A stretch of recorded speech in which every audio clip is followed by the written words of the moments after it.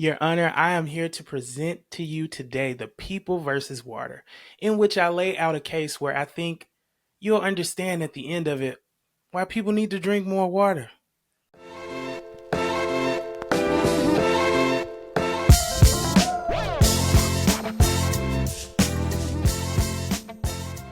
What's up? This is your boy, Chef Boy RDN. I'm very happy that you came back to spend this time with me. So I hope you've been enjoying the podcast. Last week we talked about New Year, same me. I provided some tips, some things that I felt like if you want to start the beginning of your year off right, some things that you can put in place that will last you a lifetime. Today, we're going to talk about some of the important roles of water. We're also going to talk about what counts as water and what doesn't count as water. And then lastly, we will talk about a few case studies, some questions that people often ask me when it comes to water. Of course, don't forget, we're going to do Chef Boy RDN Tries It as well as the vitamin of the week, all coming up on the Chef Boy RDN podcast.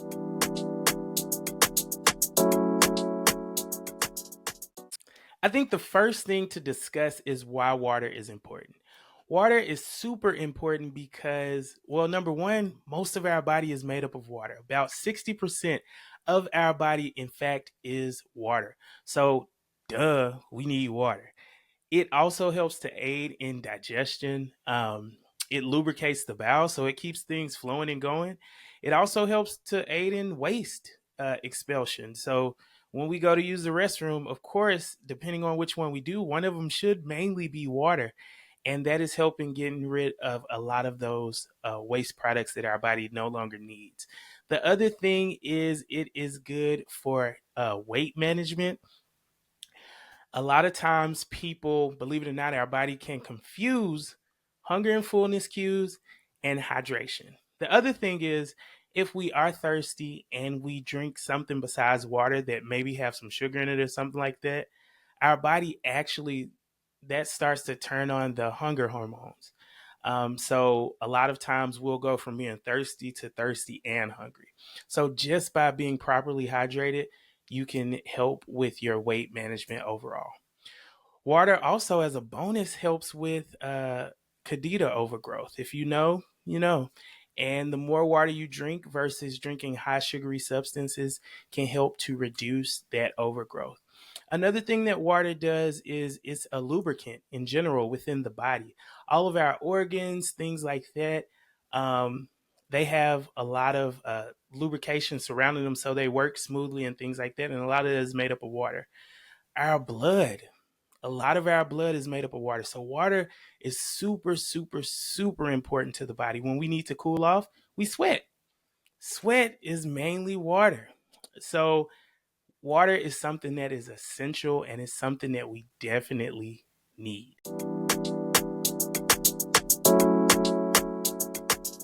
So the next question is, what counts towards your water goal? Well, I'm glad you asked. There's a lot of things, but the main one and probably the most obvious one is going to be water. Water will definitely always count towards your hydration goal. Now, other things that can count towards your hydration goal are typically going to be electrolyte drinks that aren't high in sugar. Those can count towards your hydration goal, especially if you're into sports or you need to replace electrolytes. You can use those to help hydrate you. Milk, believe it or not, milk. I mean, think about babies. Babies don't even really drink water when they're first born. They mainly drink milk, and it is able to hydrate them. So milk is definitely going to be a hydrator. Herbal teas, spearmint tea, peppermint tea, chamomile, lavender, all of those things are going to be hydrators. They don't really have anything that dehydrates you per se. Tea in general, for the most part, is okay for your hydration status, especially if you're doing like a green tea or a oolong or a black tea. All of those things are going to be good for your hydration levels. Is there anything else? I think those are the main ones. You can also get some good hydration from fruit and vegetables, of course. If you think about a fruit and vegetable, they have a lot of juice. They have a lot of hydration. So one of the biggest ones that come to mind to me is watermelon. And if you ever eat watermelon on a hot summer's day, um, I don't know about y'all, but in my house, we would like get two big ones, and it was six of us, and we would like split them, or it might be one big one, but we'll split it. So we would all end up with a quarter or a half, depending, and it wouldn't take long before you had to go to the restroom. So you know that watermelon is definitely going to be a hydrator. Another one is cucumber. Cucumber has a lot of water in it, so it's definitely going to be a hydrator as well. Coconut and coconut water, as I said earlier, is definitely going to be a hydrator.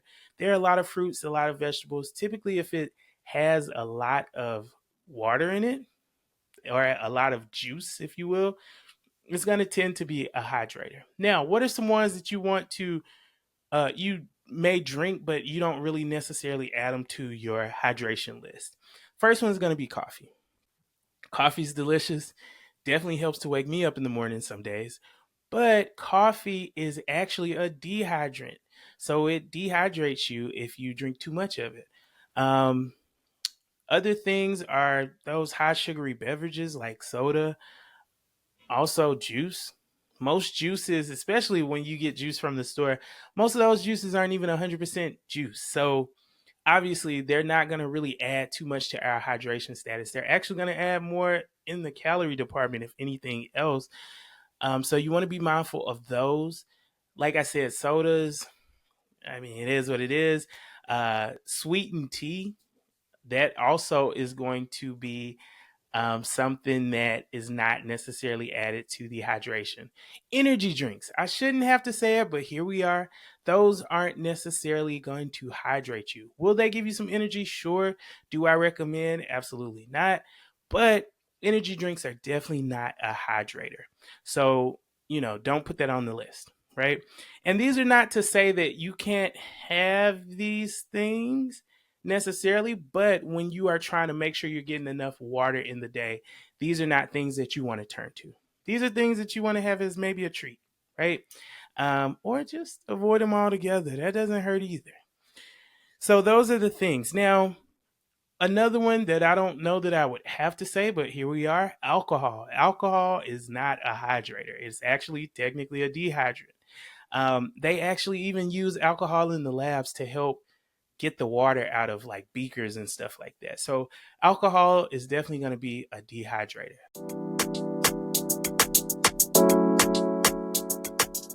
Now, the next question that people often ask is how much water should you have? And I kind of answered this last time, but the easiest way that I found, because there is other ways to do it that involves a lot more math, and I've given those options to people in the past and they just didn't want to do the math. So the easiest way that I have found to kind of figure out how much water you need to be drinking in a day is to take your body weight in kilograms, and you want to drink half of that in ounces. Now, how do you convert pounds to kilograms? Because we live in America, and unlike the rest of the world, instead of going grams, kilograms, things like that, we decided to weigh in pounds. So here we are. Um, Now, with the kilograms, all you have to do is take your pounds, divide it by 2.2, and that will give you your kilograms. From there, and you can do that in a calculator, just take your weight, divide it by 2.2, it'll give it to you in kilograms. From there, you want to take the kilograms. So let's say you weighed 100 kilograms, which would be 220 pounds, right? If you weighed 100 kilograms, you would divide that by half, and that would give you 50 ounces of water that you should drink within a day. From there, you can get your dedicated water bottle, which is what we talked about last week. And with that dedicated water bottle, you just want to take how many ever ounces it is. So let's say it is a 25-ounce container, and you want to take how many ounces you're supposed to drink. So 50, divide that by the dedicated water bottle, and that gives you how many water bottles you should drink in a day. So if it's 25 ounces, you should drink 2 of those a day. Just that simple. All right. Doesn't have to be hard. And remember, all those things we just talked about can be added to it. One thing that I will say, though, is I really believe in something that I call the 80-20 rule. So you want 80% of your hydration to be water. It can be flavored. It can be flavored with lemon or lime fruits. It can also be flavored with things like ginger and mint, things like that. Just simple flavorings, natural flavorings. But you want that to really be water. And then with that 20%, for my money, I don't really care what you use to hydrate with that extra 20% between like a sparkling water or like even, is the dietitian going to say it? Yeah, like a 0 calorie soda or a sugar free drink or a diet drink or something like that. That 20%, you can do whatever you want, but let that 80% really be water.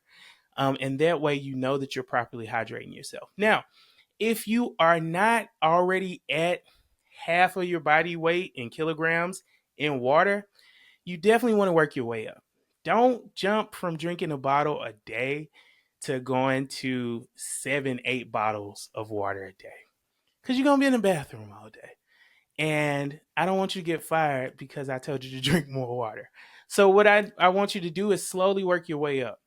Maybe if you're doing like disposable water bottles, start with whatever you normally do around. So let's say you do around 3 to 4. Maybe the goal is 8.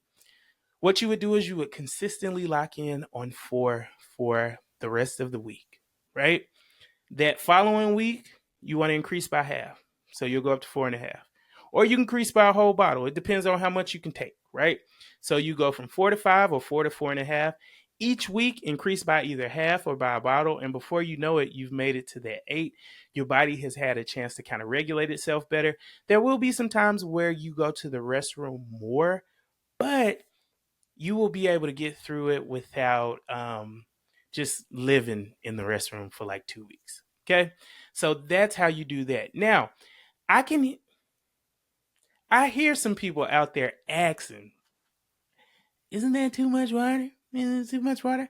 And what I will say to that is obviously if you have any type of condition where you have to limit the amount of water that you consume, let's say heart failure or kidney disease, dialysis, if you're on any of those things or have any of those things, then of course speak to your clinician, speak to your doctor as far as how much water you should drink.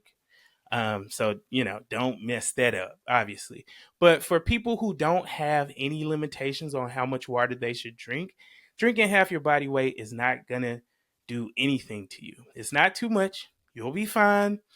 As a matter of fact, I have a couple studies because I had a few people who came to me for help, right, as a dietitian, and they kind of gave me pushback on the water. And so I had to do some research. So the Kidney Foundation, the Journal of Clinical Investigation, as well as the American Journal of Medicine, all did a study or released an article. These are all peer reviewed articles that you can go look up and find. Um, as far as how much water you should drink in a day when it comes to kidneys. So you want to drink anywhere from, or you don't want to drink more than zero point 0.8 to 1 liters of water per hour, or that can potentially overload the kidneys. So that's when you are basically constantly in the restroom and just going and going and going, right? For most people, you're not gonna really drink that much water in that time period. The average American male weighs about 200 pounds. The average American female weighs about 170 pounds. So let's stick with the male because they have a higher weight, right? 200 pounds. If you are weighing 200 pounds based on that half of your body weight in ounces in water, you would only be drinking 3 liters a day.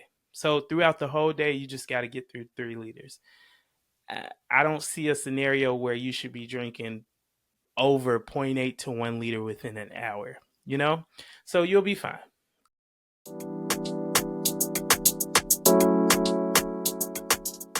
Is there anything or any such thing as water toxicity? Well, technically, yes.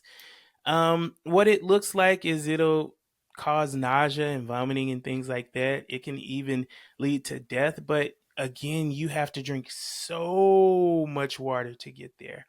There were actually a few studies where that did actually happen. And basically, what happens is a person develops hyponatremia, meaning their body doesn't have enough sodium for the amount of water that's in your body.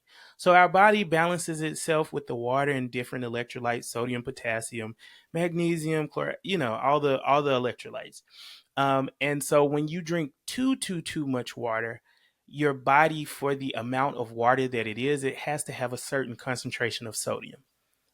And if it doesn't, that can cause hyponatremia. So there were 3 studies that I found, which I thought were pretty interesting. So I wanted you to hear about them.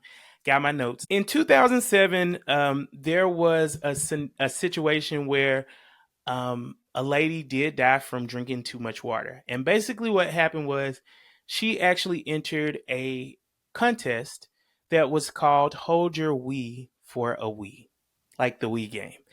And basically, what they had to do was chug a bunch of water in a small amount of time. And the person who drank the most won. I believe, if I'm not mistaken, the lady actually won, but she kind of lost in the end. So definitely don't do drink more water than everybody else kind of game. It may not end well.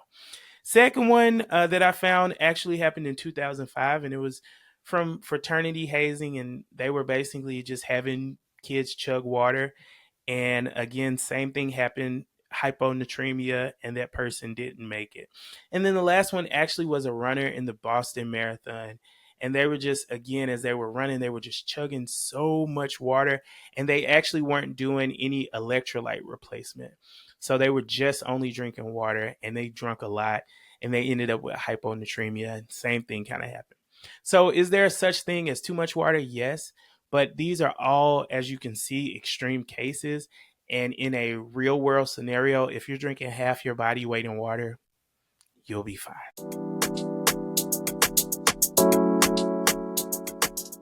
The other thing that people often ask me about when it comes to water is hot versus cold. This is always an interesting one because everybody that asks me about hot versus cold, none of them, how do I say, none of them drink enough water. So it's like, why waste my time going through whether it's better to have hot water or cold water if you haven't done your first works? Drink enough water. And then we can have that conversation. I had a lady who literally came into my office, and we were talking, and I was doing the intake, so I was asking her a bunch of questions, and I picked up my dedicated water bottle, had some ice in it, and I took a sip. And as she was answering the question, she literally interrupted herself to say, "That's cold water." And I said, "Yeah." She said, "You're not supposed to drink cold water. It's not healthy for you." I said, "Who said that?" And she was like, "Well, that's just what I heard." And I said, "Well, let me ask you, how much water do you drink in a day while we're on the subject of water?" She only drank one bottle, one 16.9 ounce bottle a day. So again, I say it's probably better for you to focus on how much water you're drinking than focusing on if my water is hot or cold. Now, with all of that being said, there is some articles that I have for that as well. So in 2018, there was an article. It was called "The Effect of Hot and Cold on the Thermoregulation, Perception, and Performance: The Role of the Gut in Thermoreception," in the European Journal of Applied Physiology. So, in this journal, what they basically looked at was people who were exercising. And once they got done exercising, they gave them cold water or hot water. And what they basically found is that cold water just helped them to regulate their thermodynamics more, meaning it cooled them off quicker. There was no difference in performance. There was no difference in outcome overall. It just cooled them off quicker. There was another study that actually found that people who are on blood pressure medication, on pressors and things that needed their blood pressure to kind of go up. When they drank cold water, it helped to elevate their blood pressure a little bit. So it helped them because they were suffering from more of a lower blood pressure. So they needed it to raise, and they found that it helped. The last thing is there was a case where a guy was running. It was hot, and he drank cold water, and he had a vasovascular episode. Um, and these are episodes where you basically kind of faint. What I will tell you is this can happen from a lot of different things. I actually have a funny story. Me and my wife one day was talking and laughing in the kitchen, and she said something that just really made me laugh. Or maybe I said something that really made me laugh. I don't remember. But at any rate, I was laughing. I was laughing so hard that I literally felt myself not catching my breath. And I ran out of air. And so I literally fainted. And then my head hit the wall. Boom. Then my head hit the wall. Boom.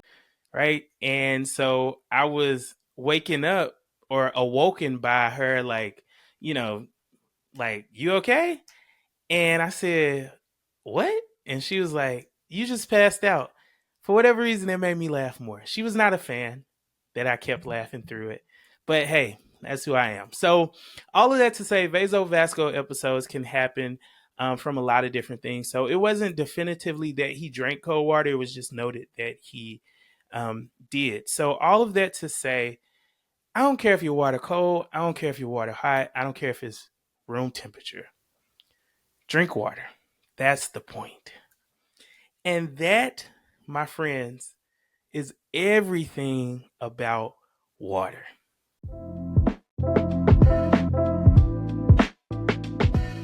All right, so now it's time for our segment called ChefBoyRDN Tries It. This week, we're trying hint water. So, hint water is basically a water that is flavored with natural flavors. Look, I'm not here to fight that fight about natural flavors. Do your own research, but what I will say is there's no research that villainizes natural flavors that I have found. If you find some, let me know. But anyway, it's flavored with natural flavors, and it just gives you like the essence of a thing. This one is blueberry lemon, and so it's just a flat water. It's not sparkling. We're going to try it right now. I will say that it smells really good. I can smell the blueberry, and it smells like blueberry. It's clear. It looks like water. The presentation looks dope. I like the way it looks. So that's that. Now, let's give it a try.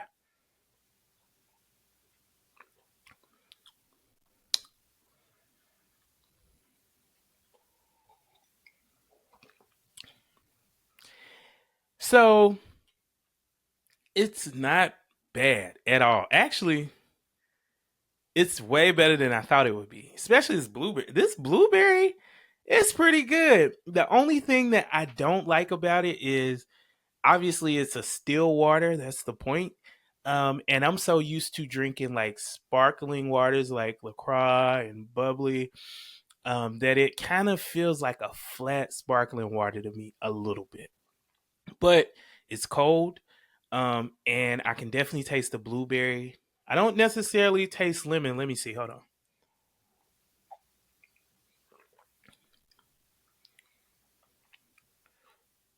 No, I don't really taste lemon. I definitely taste blueberry. Overall, I would give this a solid B plus. It's delicious. It's affordable. The packaging looks cool. It's simple. It is what it says it is. It tastes like what it says it's supposed to taste like. So if you're a person that finds it hard to just drink plain water, let this be a part of your 20%. Now that other 80%, put some real blueberries in there and drink some water. And that is Chef Boy RDN Tries It.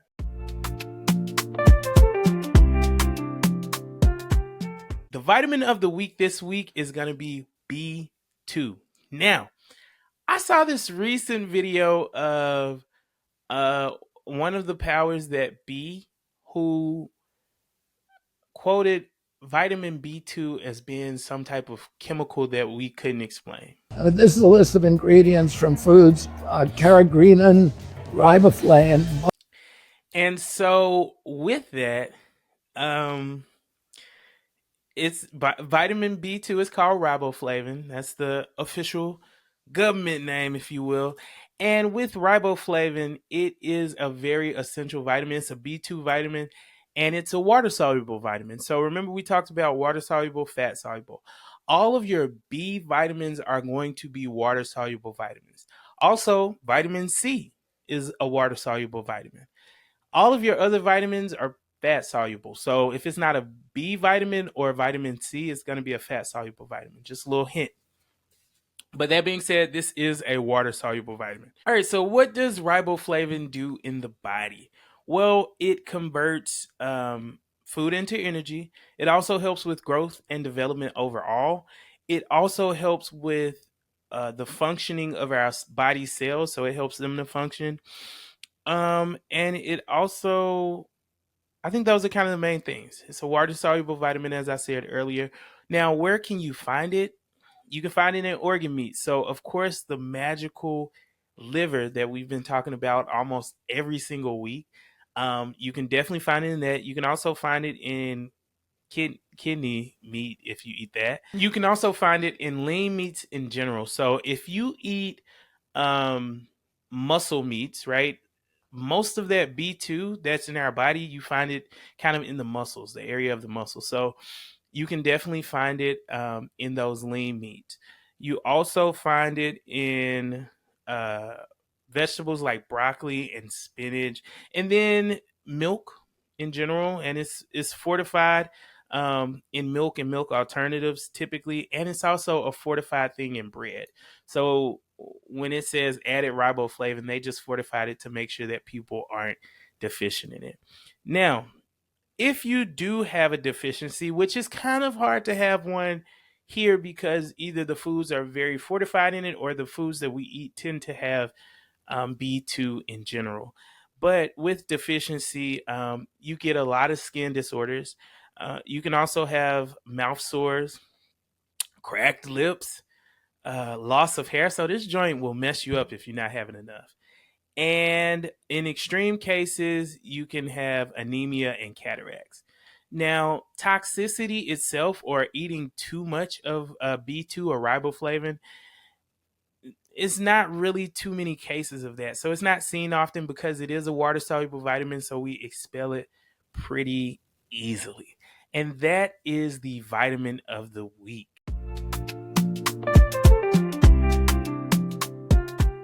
So I want to thank you for spending today with me. If you don't take anything else away from today, the takeaway is to drink more water. Let that 80% of your hydration be water, whether it's flavored with fruits or herbs, or if it is sparkling water, that's perfectly fine. Let that 80% be the water. The other 20%, you can have a 0-calorie drink, you can have a whatever, but let water really lead. We talked about how much water is appropriate. Don't go out here just chugging liters and liters within an hour. But if you're drinking water like a sensible human being, you should be fine. Also, we talked about riboflavin. Definitely don't be scared of it. It's just a vitamin. It's B2. It's good for you. Everybody needs it.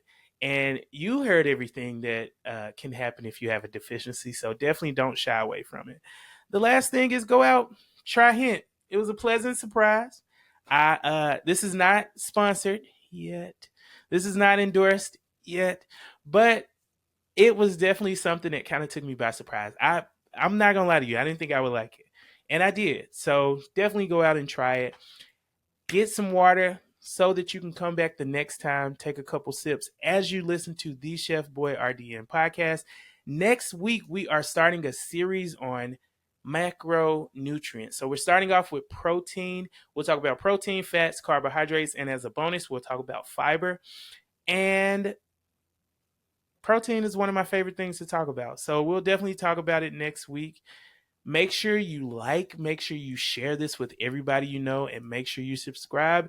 And I will see you here next week on the Chef Boy RDN podcast.